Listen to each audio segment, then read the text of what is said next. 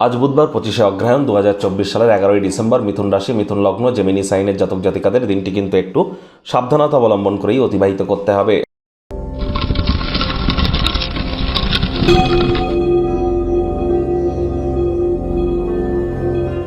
ভিডিওটির শুরুতেই আপনাদের সকলকে রাজযোগ চ্যানেলের তরফ থেকে মোক্ষদা একাদশীর হার্দিক শুভেচ্ছা ও অভিনন্দন জানাবো।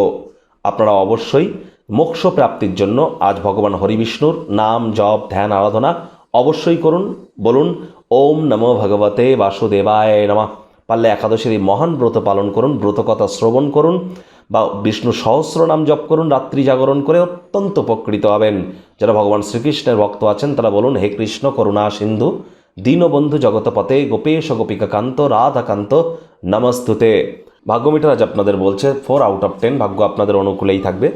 দেখুন, কোনো নেতিবাচক বা নেগেটিভ কথাবার্তা বলতে কিন্তু আমাদেরও ভালো লাগে না, তবে গ্রহ নক্ষত্রের হেরফের অনুযায়ী ইন জেনারেল ডেলি প্রেডিকশন আমরা প্রস্তুত করে থাকি। যাদের চন্দ্র রাশি মিথুন অর্থাৎ মুন সাইন, যাদের জেমিনি এই গণনা তাদেরই কিন্তু অধিকাংশ ক্ষেত্রে খাটবে, আর যাদের মিথুন লগ্ন তাদের কিন্তু আংশিক খাটতে চলেছে। আজ কায়িক পরিশ্রমের কারণে শরীরে ক্লান্তি আপনারা অনুভব করবেন। ভ্রমণ যদি করেন সেই ভ্রমণ ধকলসাধ্য এবং মানসিকভাবে চাপের প্রমাণিত কিন্তু হতেই পারে।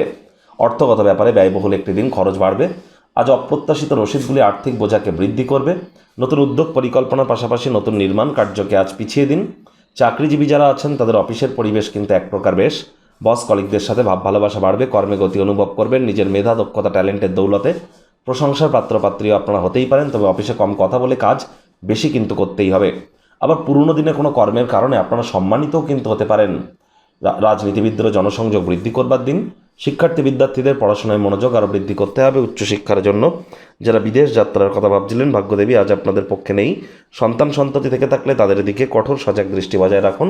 হাউস ওয়াইফ যারা আছেন দিনের শুরুটা তাড়াতাড়ি করুন। প্রেমিক প্রেমিকা স্বামী স্ত্রী উভয়ের ক্ষেত্রেই বলবো রূঢ় বাক্যের প্রয়োগ, অশ্লীল ব্যবহার যেন করবেন না। তৃতীয় কোনো ব্যক্তিকে ভুলেও সম্পর্কের মধ্যে প্রবেশ করতে দেবেন না।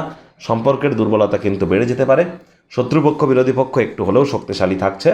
পরিবার পরিজন নিকটে স্থানীয় ব্যক্তিবর্গ বন্ধু স্বজন কারোর উপরেই জোর করে নিজের মতামতকে জাহির করবেন না। ছোটোখাটো ব্যাপারে অন্যের বিষয়ে ভুল ত্রুটি ধরা স্বভাব থাকলে ত্যাগ করুন।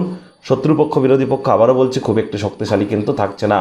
গৃহে নতুন করে কোনো ঝামেলা কিন্তু পাকিয়ে উঠতে পারে, যত্নশীল হওয়ার চেষ্টা করুন। গোপন কোনো সম্পর্ক প্রকাশ্যে আসতে পারে, সুনাম কিন্তু বিনষ্ট হতেই পারে।